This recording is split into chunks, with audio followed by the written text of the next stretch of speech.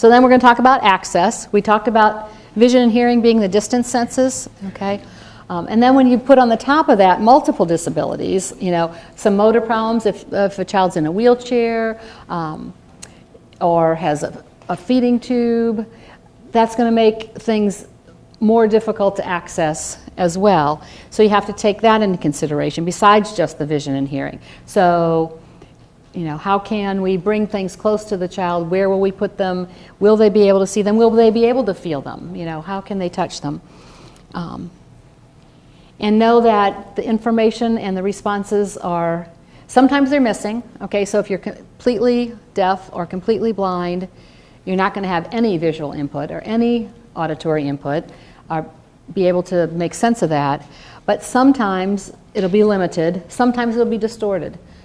Kids with cortical visual impairment or auditory processing disorders, some days they can see great, some days they can't see at all. So all those things, as we talked about, are going to impact the incidental learning. So how do you provide access? Okay, you want to maximize that residual vision and hearing. Sometimes glasses or low vision devices help, hearing aids, personal FM systems, and don't rule out assistive technology even for little bitty ones. Okay, sometimes it's low tech, sometimes it's high tech, but with Lisa, and then there's probably assistive technology specialists in your state, okay? People like Annie can help with the low vision devices and those things. Make sure you're giving this child every tool possible to use the vision and hearing that they have and to be able to make sense of the world. There are other ways that, well, this is the visual and auditory accommodations, okay? You know, what color, what size, and all these things are things that we could spend a whole day talking about. So what you're getting today are things to consider, things to think about, things to be aware of, and then you're going to need to go and seek more information, okay, and get other members of your team to help so that you can make sure, once you find these little guys, that you can make sure each child gets what he or she needs. The lighting, the contrast, the position of the child, spacing, distance, how you put things on the tray.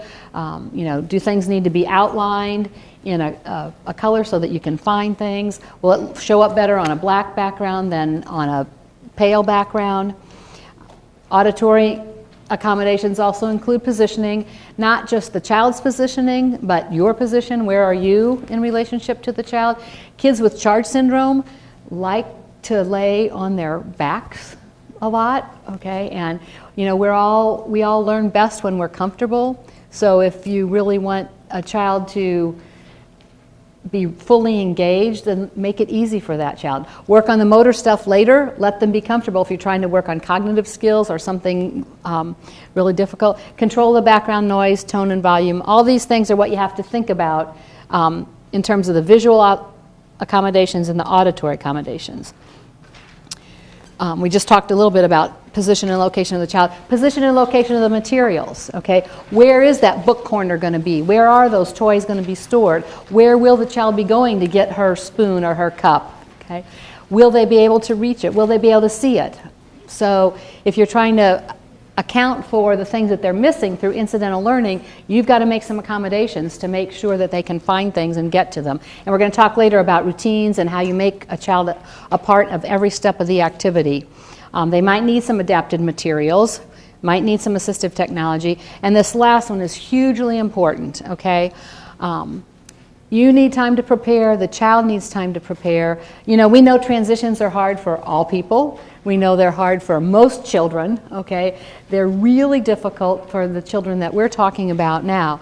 And so you need some preparation.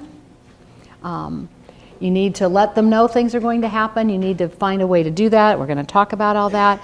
And then you need to process.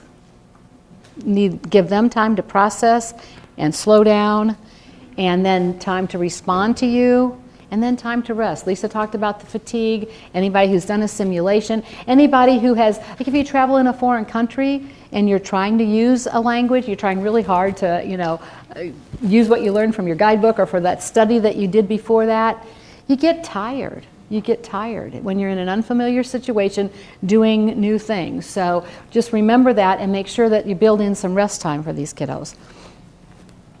We're going to talk about most of these things label, especially visual cues as labels, how to use visual and tactile cues. We're going to talk a lot about that.